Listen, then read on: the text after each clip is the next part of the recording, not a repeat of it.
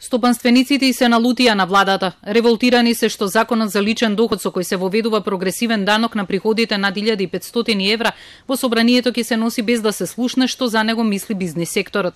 4 стопански комори обвинуваат дека владата работи спротивно на ветувањата, дека ќе гради партнерски однос при креирање на легислативата. Не му се даде можност на бизнисот да ги дава своите аргументи по однос на предложените реформи.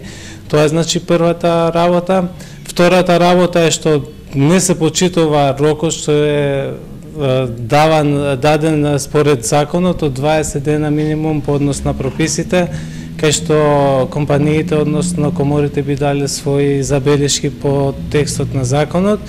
И конечно, ова не оди во прилог на партнерскиот однос што владата го прокламира. Владата има спротивен став. Тврда дека во законот се вметнати барањата на стопанствениците.